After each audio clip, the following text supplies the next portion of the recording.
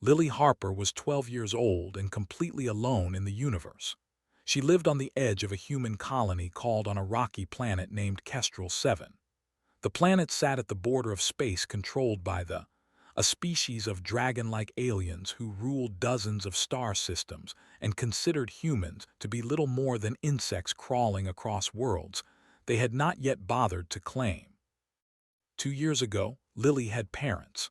Her father worked in the deep mines extracting valuable minerals, and her mother managed supply logistics for the colony. They lived in a small but comfortable housing unit near the central plaza. Lily remembered her mother singing while cooking breakfast and her father carrying her on his shoulders to watch the cargo ships land. Then one day there was an explosion in the lower tunnels. 43 miners died, including her father. Her mother went down with the rescue team and never came back up. The colony had no resources for orphans. There was no family to take her in and no official system to care for children who had lost everything. So Lily learned to take care of herself. She moved into an abandoned supply shed at the edge of the settlement where no one bothered to look. She survived by scavenging parts from the junk fields and trading them for food credits. She learned which merchants would give her fair prices and which ones would try to cheat a child with no protection. She learned to be invisible when she needed to be and useful when that served her better. On the morning that changed everything, Lily was searching through the rocky wastelands beyond the colony perimeter. This area was dangerous and off-limits to most colonists because it sat close to the border zone where patrol ships sometimes passed. But the best salvage was always in the places other people feared to go. Lily had found pieces of crashed satellites here, broken mining equipment, and once an entire crate of emergency rations that someone had abandoned during a hasty evacuation drill years ago. She climbed over a ridge of jagged black stone and stopped. Below her in a shallow valley sat something she had never seen before. It was a spacecraft, but not a human design. The hull was covered in overlapping scales of dark metal that shimmered with hints of purple and gold. The ship had crashed hard, carving a deep trench through the rocky ground before coming to rest against a boulder formation. Smoke still drifted from cracks in the hull. Lily knew she should turn around and report this to Colony Administrator Grant. A crashed vessel was a serious matter. The wrong response could provoke an incident that would bring the fury of the Imperium down on their small settlement. Humans survived in this region by being quiet, obedient, and absolutely no trouble at all. But Lily had not survived 2 years alone by always doing what she should. She climbed down into the valley and approached the wreckage. The entry hatch had been torn open by the impact. Lily squeezed through the gap and found herself in a corridor lit by flickering emergency lights. The air smelled like burned metal and something else, something alive and distressed. She followed the sound of weak chirping noises toward the rear of the vessel. The cargo hold was a mess of scattered containers and broken equipment. In the corner, trapped beneath a fallen storage rack, lay an adult. Lily had seen images of the species before, but never one in person. The creature was magnificent even in death, with scales the color of deep emeralds and a long serpentine body ending in a powerful tail. Its wings were folded against its back, and its eyes stared at nothing. The chirping sound came from behind the body. Lily carefully moved around the dead and found them. 2 infant cubs huddled together in what looked like a nest of thermal blankets. They were small, roughly the size of large dogs, with scales that should have gleamed but instead looked dull and cracked. Their wings were tiny things, not yet developed enough for flight. Their amber eyes were clouded with exhaustion and hunger. When they saw Lily, they did not hiss or snap. They were too weak for that. They simply looked at her with desperate hope, as if any creature willing to help was worth trusting. Lily understood hunger. She understood being alone and afraid, and having no one come to help. She understood what it meant to be abandoned by a universe that did not care whether you lived or died. She should report this. She should let the adults handle it. She should protect herself and the colony from any potential retaliation. Instead, she knelt down and carefully lifted the smaller cub into her arms. It weighed almost nothing. She could feel its ribs through its scales. It made a soft sound and pressed its head against her chest, seeking warmth it could not generate for itself. Lily looked at the larger cub, still huddled in the nest. It watched her with suspicious eyes but did not resist when she gently picked it up as well. Carrying both cubs was difficult. They were awkward shapes and heavier than they looked despite their malnourishment. But Lily had carried heavier loads across longer distances. She had no choice back then either. She left the crashed ship and began the long walk back toward the colony. She did not head for the main settlement. Instead, she circled around to approach her supply shed from the wasteland side where no one would see her coming. The shed was barely large enough for Lily herself. Adding two alien creatures made it cramped and uncomfortable. She laid the cubs on her sleeping mat and covered them with every blanket she owned. They were cold to the touch, their scales lacking the warmth she somehow expected from dragon-like beings. Lily sat back and looked at what she had done. She had just hidden two infants in her home. If anyone found out, she would be turned over to authorities. The punishment for a human harming or stealing young was death. It did not matter that she was trying to help. Humans were not supposed to touch. Humans were not supposed to matter at all. The smaller cub opened its eyes and looked at her. It made a tiny sound, something between a whimper and a purr. The sound said everything words could not. It said, "Please help me." It said, "I am scared." It said, "You are all I have." Lily reached out and gently stroked the scales on its head. They felt like warm stone beneath her fingers. She did not know how to care for infants. She did not know what they ate or what temperature they needed or how to treat whatever illness was causing their scales to crack. She did not know if they would survive the night. But she knew she was going to try. She had nothing else in the universe except her own stubbornness and her refusal to let helpless creatures die alone. Tomorrow she would figure out how to feed them. Tonight she would keep them warm with her own body heat and hope that was enough. Lily Harper was 12 years old and completely alone in the universe. But for the first time in 2 years, she had someone to take care of. And somehow, against all logic and survival instinct, that felt like the first right thing to happen in a very long time. The first day was the hardest. Lily woke before dawn with both cubs pressed against her sides. They had survived the night, but barely.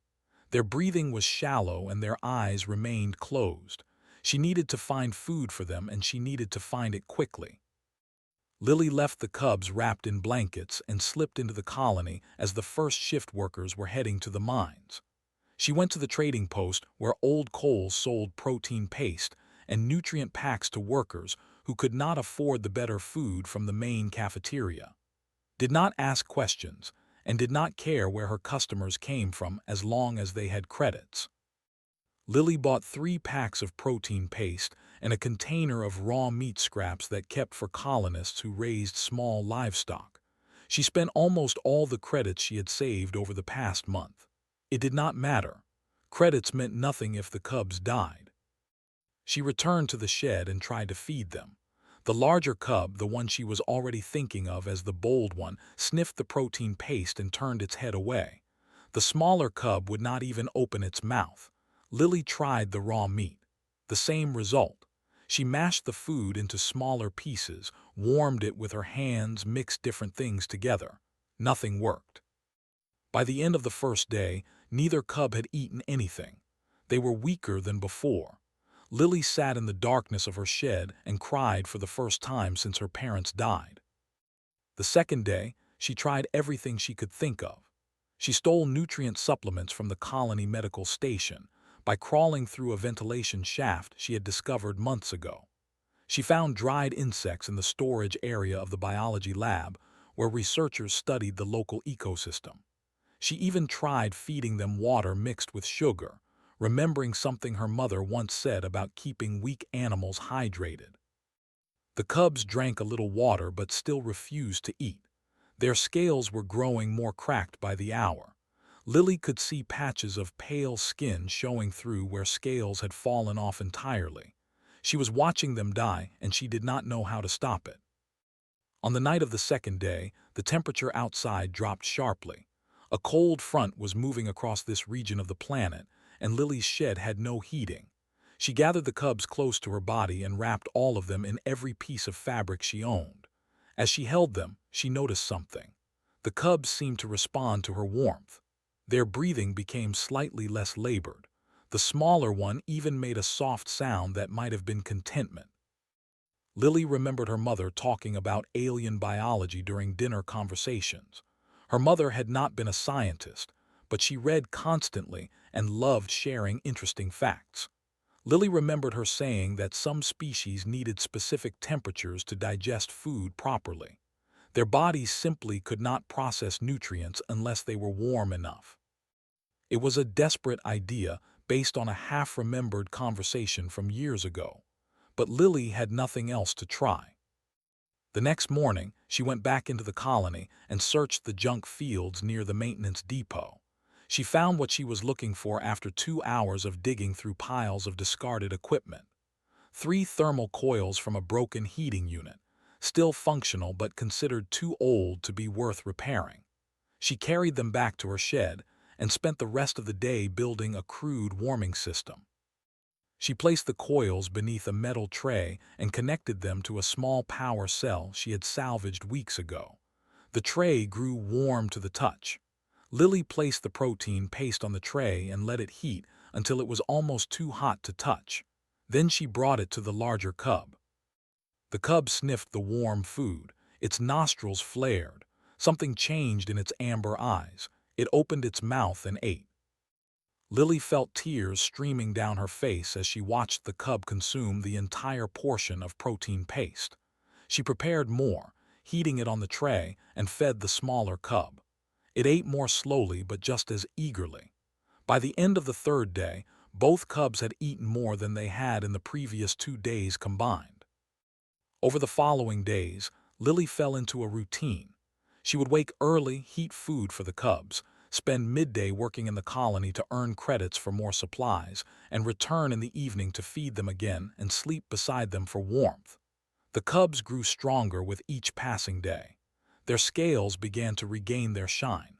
The cracks healed and new scales grew in the bare patches. Lily named them on the 4th day. The larger cub, always the first to eat and the first to explore their small space, she called Scout. He was bold and curious and seemed to fear nothing. The smaller cub, the one who stayed close to Lily and seemed to sense her moods before she even understood them herself, she named Ember. Ember was quiet and watchful and made soft purring sounds when Lily was happy. She talked to them constantly. She told them about her parents and how much she missed them. She told them about her dreams of someday leaving this dusty colony and seeing the great human cities on Earth and the space stations orbiting beautiful planets. She told them about her fears, her loneliness, the way the other colonists looked through her as if she did not exist. The cubs could not understand her words, but they listened with intense attention. Their eyes followed her movements, and their heads tilted at the rise and fall of her voice. On the 5th day, Scout took his first steps toward Lily without being encouraged. He walked across the shed on unsteady legs and pressed his head against her hand. Ember followed moments later, curling around Lily's feet and making the purring sound that had become her way of saying she was content. That night, a maintenance drone wandered too close to the shed while Lily was changing the power cell in her heating system. Scout immediately positioned himself between Lily and the small machine. His wings spread wide despite being too small for flight. His throat rumbled with a sound that was not quite a growl but carried the same warning. He was protecting her. This creature that she had found dying in a crashed ship less than a week ago was now ready to fight for her safety. Lily looked at Scout, then at Ember, who had pressed herself against Lily's leg, and she understood that something had happened that she had not planned and could not explain. She had set out to save 2 helpless creatures because she could not bear to watch them die. Somewhere along the way, they had become more than creatures she was caring for. They had become hers and she had become theirs. The shed was too exposed, and the colony patrols were increasing as strange rumors spread about something crashing in the wastelands. Lily needed to find a safer place. She remembered the abandoned mine tunnels on the eastern ridge, sealed off years ago after a section collapsed but still accessible if you knew where to look. She gathered her supplies, wrapped both cubs in a carrying sling she had made from old cargo netting, and set out under cover of darkness. The walk took 2 hours. By the time she reached the tunnel entrance, her arms were aching and her legs burned with exhaustion. But Scout and Ember were safe. They were hidden, and for a few more precious days they were hers alone. Lily did not know what would happen next. She did not know how long she could keep this secret or what she would do when the cubs grew too large to hide. She only knew that she had found something worth protecting, and she would not give it up without a fight. For the first time in 2 years, Lily Harper had a purpose, and that purpose had amber eyes and gleaming scales and trusted her completely. 6 days had passed since Lily found the cubs in the crashed ship. The abandoned mine tunnel had become their home, a hidden world that belonged only to the 3 of them. Lily had made it comfortable with salvaged blankets, her heating system, and small glowing lights she had taken from emergency kits nobody would miss. Scout and Ember had transformed. Their scales now gleamed with health, catching the light and shimmering with colors that shifted between deep amber and burnished gold. Scout had begun testing his wings, making short gliding jumps from rock to rock within the tunnel. Each day he flew a little farther and with more control. Ember had developed a different ability. She seemed to feel what Lily was feeling before Lily knew it herself. When Lily was worried, Ember would press close and make concerned chirping sounds. When Lily was happy, Ember would bounce and purr and chase her own tail like a playful puppy. Lily loved them. She had not meant to love them. She had only meant to keep them alive until she could figure out what to do. But love had grown anyway, as unstoppable as the sunrise, as natural as breathing. Scout and Ember were her family now. They were the first beings since her parents who looked at her and saw someone who mattered. That morning, Lily left the cubs in the tunnel and walked to the colony to trade salvage for food credits. The central plaza was more crowded than usual. People were gathered around the public communication screen that displayed announcements from colony administration. Their faces showed fear. Lily pushed through the crowd to see the screen. The message displayed was simple and terrifying. A communication had been received from High Command. A royal transport vessel had crashed somewhere in this sector 7 days ago. The vessel was carrying 2 Imperial hatchlings, offspring of the ruling family of the Draconis Imperium. These hatchlings were to be returned immediately and unharmed. Any information leading to their recovery should be reported to Colony Administrator Grant at once. The message ended with a warning that required no interpretation. Failure to return the Imperial hatchlings would be considered an act of war against the Imperium. Lily felt the ground tilt beneath her feet. Imperial hatchlings, royal offspring. She had been nursing members of the ruling family in an abandoned mine tunnel, feeding them heated protein paste and telling them stories about her dead parents. The punishment for touching royal without permission was death. The punishment for an entire colony failing to protect royal was annihilation. She forced herself to walk calmly away from the plaza.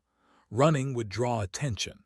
She traded her salvage at the usual merchant stall and bought food as if nothing was wrong.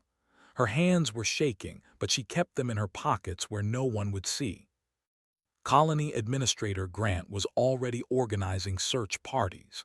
He was a thin man with nervous eyes who had taken the administrator position because no one else wanted the responsibility of managing a struggling frontier outpost. He announced that all colonists were required to report any unusual in the surrounding territory. Anyone who had information about the crashed vessel or the hatchlings and failed to come forward would be surrendered to justice, along with whatever punishment they demanded. Lily returned to the mine tunnel as the sun was setting. Scout greeted her at the entrance, his wings fluttering with excitement.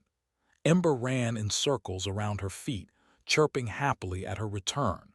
They had no idea that the entire Imperium was searching for them. They only knew that their human had come back as she always did. She fed them and sat in the warm glow of the heating coils and tried to think.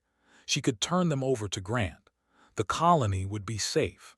She might even receive a reward instead of punishment if she explained that she had found them starving and kept them alive. They might be grateful. But Lily knew better. She had read enough about them to understand their culture. They were a proud warrior species who valued strength and dominance above all else. Humans were barely acknowledged as sentient beings. A human child touching royal hatchlings, no matter the reason, would be seen as contamination rather than rescue. They would take Scout and Ember away. They would never let her see them again, and they might kill her anyway just to make a point. Scout climbed into her lap and pressed his head against her chest. He had never done that before. It was as if he sensed her distress and wanted to comfort her. Ember curled around her feet and made soft sounds that seemed to say everything is fine as long as we are together.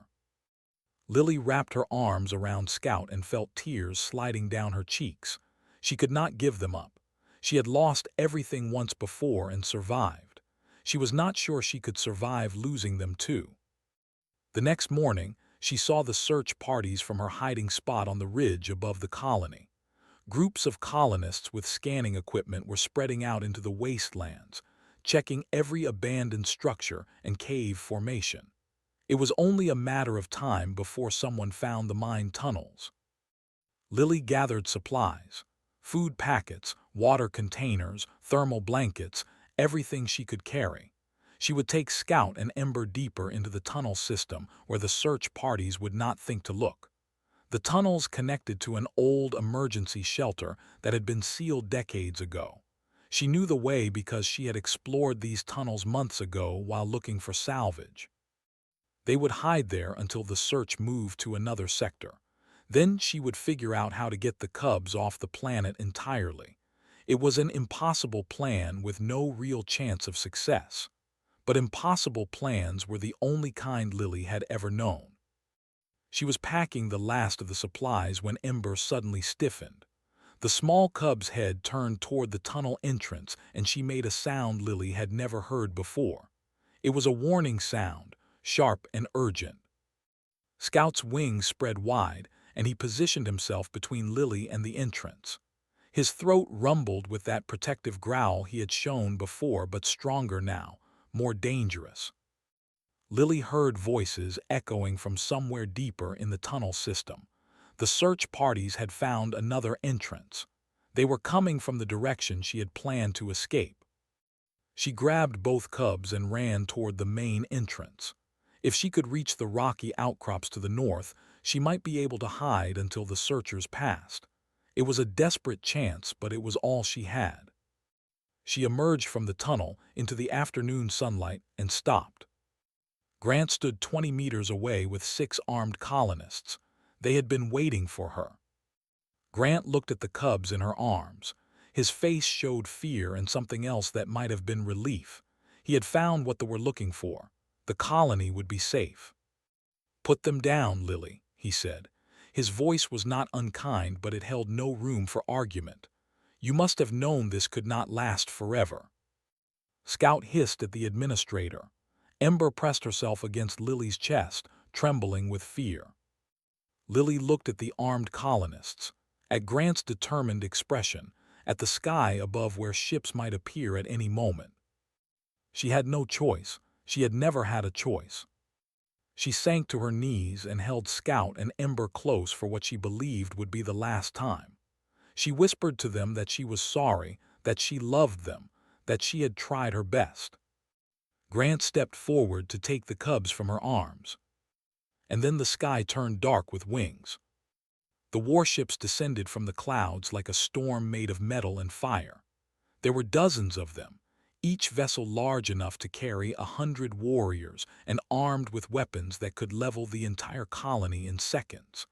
The sound of their engines shook the ground and filled the air with a roar that drowned out all other noise. Grant stumbled backward, his face pale with terror. The armed colonists dropped their weapons and stared at the sky with the expressions of people who knew they were watching their own deaths approach. Lily remained on her knees with Scout and Ember clutched against her chest. She watched the ships land in a wide perimeter around the colony, their massive forms settling onto the rocky ground with surprising grace. Hatches opened, and warriors poured out in formations that spoke of perfect discipline and absolute confidence. The warriors were magnificent and terrifying. Each one stood nearly 3 meters tall with scales in shades of crimson, emerald, and sapphire. They wore ceremonial armor that gleamed with embedded crystals and carried weapons that hummed with barely contained energy. Their eyes burned with intelligence and something close to contempt as they looked upon the small human settlement they had surrounded. More warriors kept coming. 200, 300, an army far larger than any threat this tiny colony could possibly pose. This was not a rescue mission. This was a display of power meant to remind every human in this sector what the Imperium was capable of.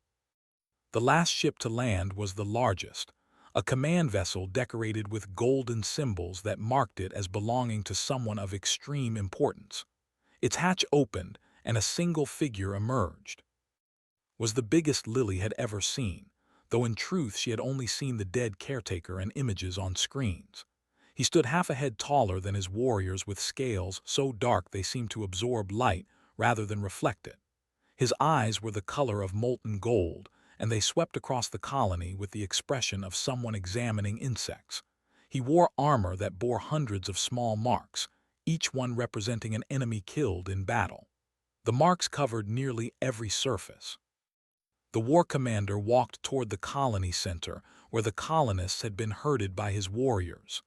Grant was pushed forward to meet him, trembling so badly he could barely stand. "You have 1 hour," said. His voice was deep and carried easily across the open ground. "Produce the Imperial hatchlings unharmed or this settlement, and everyone in it will be reduced to ash." Grant fell to his knees. "Great Commander, we have been searching constantly. We found the crashed vessel, but the hatchlings were not there. We believe they may have wandered into the wilderness and perished. The wastelands here are harsh and—" "1 hour," the war commander repeated. He turned away from Grant as if the human was not worth looking at. Lily watched from the ridge where she had been kneeling when the ships arrived. The armed colonists who had been about to capture her had forgotten about her entirely in their terror. They had run toward the colony when the warships appeared, leaving Lily alone with the cubs. She could run. The warriors were focused on the colony. The rocky terrain to the north offered hiding places where she might escape detection. She could take Scout and Ember and disappear into the wastelands and hope they eventually left. But she looked at the colony below and saw the people being held at weapon point. She saw children crying in their parents' arms. She saw old Cole from the trading post clutching a religious symbol and praying. She saw a young couple she recognized from the mining crews holding each other as if it was the last time. These people had never been kind to Lily. They had ignored her, looked past her, let her live alone in a shed when she was 10 years old with nowhere else to go. They did not deserve her loyalty or her sacrifice. But they also did not deserve to die because she could not let go of 2 creatures she had known for only a week. Lily looked at Scout. He was watching the warriors with intense focus, his body tense and ready to fight despite being a fraction of their size. She looked at Ember, who was pressed against her with eyes full of fear, not for herself but for Lily. She loved them. She had nothing else in the universe except this love. Giving them up would destroy something inside her that she was not sure could ever heal. But she was not willing to let hundreds of people die for her love. Lily stood up. She adjusted her grip on the cubs so she could carry them more easily. Then she began walking down the ridge toward the army. She was spotted before she had taken 20 steps. Warriors turned toward her with weapons raised. Commands were shouted in the harsh language. A dozen weapons trained on her small form as she continued walking with calm steps that hid the terror screaming inside her. Turned to see what had drawn his warrior's attention. He watched the human child approach with something that might have been curiosity if his face had been capable of showing such an emotion. Lily stopped 10 meters away from the war commander. She was surrounded by warriors who could kill her with a single thought. She had never felt so small or so afraid in her entire life. "I have them," she said. Her voice came out steadier than she expected. "I found them in the crashed ship. They were dying. I kept them alive." She held up Scout and Ember for the war commander to see. Looked at the hatchlings. His golden eyes examined their gleaming scales, their healthy forms, their bright and alert expressions. Then his gaze shifted back to Lily and something changed in his face. His lip curled back to reveal fangs longer than her fingers. "You touched them," he said. "You, a human, put your hands on Imperial offspring." He raised one massive clawed hand. Energy gathered around his talons, crackling with power that would reduce Lily to ash in an instant. Scout saw the threat. The small cub launched himself from Lily's arms and landed between her and the war commander with his wings spread wide. He was tiny compared to the massive warrior, barely reaching his knee, but he planted himself firmly and made a sound that was unmistakably a challenge. Ember jumped down too. She pressed herself against Lily's leg and made a keening sound that echoed across the open ground, a sound of warning and defiance that seemed to carry far more weight than her small body should have been capable of producing. The cubs were defending their human, against their own kind, against the war commander of the Imperium himself. Froze, his raised hand remained suspended in the air, the killing energy still crackling around his talons. His golden eyes stared at the two hatchlings with an expression that looked almost like shock. Every warrior had stopped moving.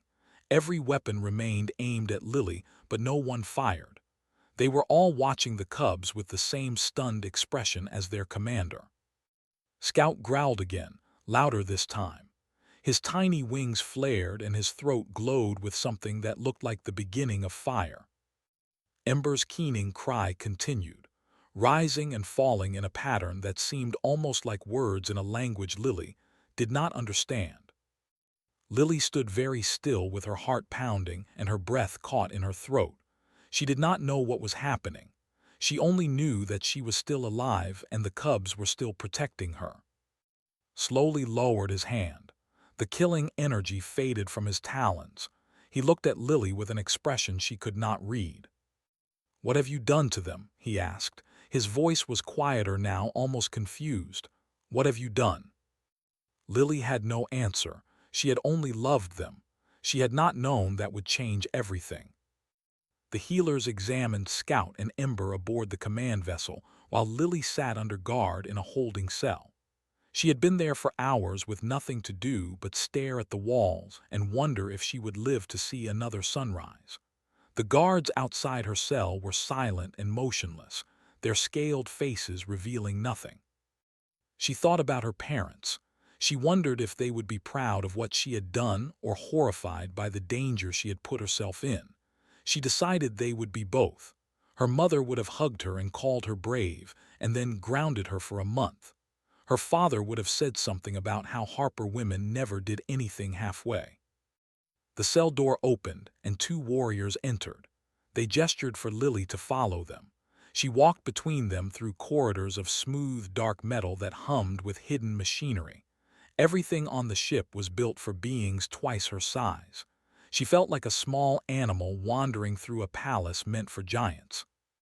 They brought her to a large chamber where waited with several older wearing robes instead of armor. These were the elders, she guessed, the ones who made decisions too important for warriors. Scout and Ember were there too, held in a containment field that kept them separated from everyone else. When they saw Lily, they both pressed against the field barrier and made desperate sounds. "The hatchlings are healthy," one of the robed elders said. She was ancient, her scales faded to silver with age, her eyes milky but still sharp. More than healthy. The healers have never seen imperial offspring in such excellent condition at this stage of development. Stood with his arms crossed and his expression dark. That does not change what happened. A human touched them. Contamination of royal bloodlines. There is no contamination, the elder interrupted. There is something else entirely. She turned to Lily with an expression that was not quite hostility and not quite anything else she could name. Child, describe exactly what you did to care for these hatchlings. Lily took a breath and told them everything. Finding the cubs starving in the crashed ship, not knowing what they needed, trying different foods until she figured out they required heat, building the warming system from salvaged parts, talking to them, sleeping beside them, giving them names. She told them about Scout learning to fly in the tunnel and how he positioned himself to protect her from the maintenance drone. She told them about Ember sensing her emotions and making sounds that seemed to respond to how Lily was feeling. She told them that she loved the cubs and had been willing to die rather than let them be taken from her. When she finished, the chamber was silent. The elders exchanged glances that seemed to carry entire conversations. This should not be possible, another elder said, a male with deep blue scales and a voice like grinding stone. The bonding process for royal hatchlings requires months of ritual and specific procedures. It cannot happen by accident. It certainly cannot happen with a human. The ancient female elder raised one clawed hand for silence. The old texts speak of something called the true bond. It was said to occur when a hatchling was saved from death by a caretaker who expected nothing in return. The texts describe it as the form of connection, stronger than any ritual bond could create. Those texts are myths, said, stories told to hatchlings. Perhaps. The elder looked at Scout and Ember still pressing against the containment field, still calling for Lily. Or perhaps our ancestors understood something we have forgotten. Humans do not bond through ritual. They bond through action, through sacrifice, through choosing to care when caring costs them everything. She turned to Lily with something that might have been respect. You did not know our ways, child, so you used your own. And somehow, impossibly, your way worked better than centuries of tradition. Lily did not know what to say. She had not tried to do anything special. She had just done what felt right.